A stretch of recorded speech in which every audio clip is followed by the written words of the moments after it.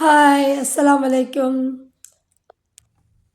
இன்றைக்கி இந்த வீடியோவில் பாவற்காய் பொரியல் எப்படி செய்கிறதுன்னு பார்க்கலாம் வாங்க. அதற்கு தேவையானது பாவைக்காய் 1/4 கிலோ எடுத்து வச்சுருக்கேன். சின்ன வெங்காயம் கொஞ்சம் தேவைக்கு ஏற்ப ரெடி பண்ணி வச்சுருக்கேன். கடுகு, கருவேப்பிலை, மிளகாய், தேங்காய், சீரகம் எடுத்து வச்சுருக்கேன். தக்காளி 2 எடுத்து வச்சுருக்கேன். கேப்சிகம், மிளகாய் கொஞ்சம் கட் பண்ணி வச்சுருக்கேன். இதில் நம்ம தேங்காய், சீரகம், மிளகாயெல்லாம் நம்ம திருவி எடுத்து வச்சிடலாம். 2 தக்காளியும் ஜாடியில் விட்டு அரைச்சி எடுத்து வச்சிடலாம்.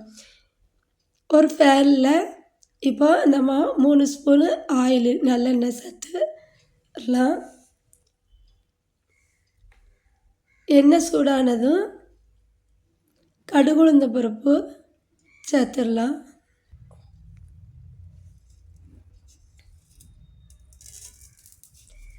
ரெண்டு ஜீரகம் அதோட ஆட் பண்ணிடலாம். 2 கொத்து கருவேப்பிலை சேர்த்து, அதுக்கப்புறம் நம்ம சின்னதாக கட் பண்ணி வச்சிருந்த பாவக்காய் சேர்த்துடலாம். இது நல்லா வதங்கட்டும்.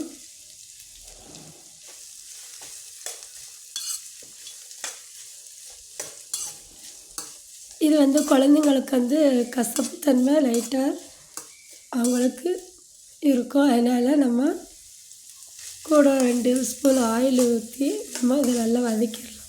இந்த ஸ்டேஜில் நம்ம கட் பண்ணி வச்சிருந்த சின்ன வெங்காயத்தையும் சேர்த்து நல்லா வதக்குவோம். கேப்சிகம் சேர்த்துடலாம்.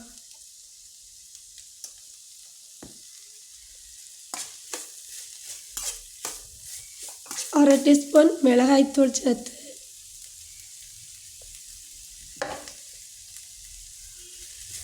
கால் டீஸ்பூன் மஞ்சள் தூள் சேர்த்து நல்லா வதக்கிடலாம்.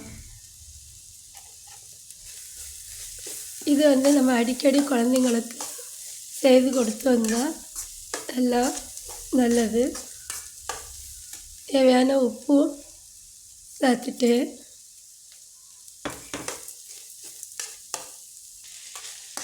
நல்லா வதக்கிடலாம்.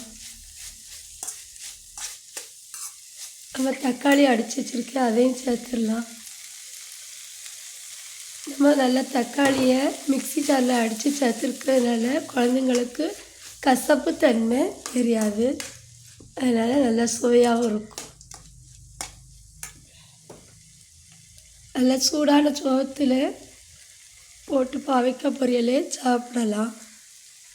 நல்லா டேஸ்ட்டாக இருக்கும். லைட்டாக தண்ணி தெளிச்சிடலாம்.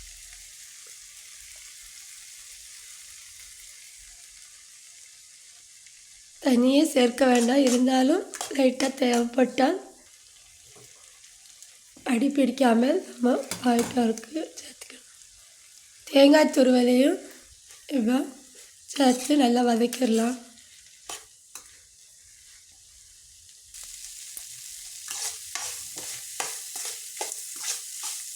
பாவக்காய் பொரியல் அடிக்கடி குழந்தைங்களுக்கு செய்து கொடுங்க.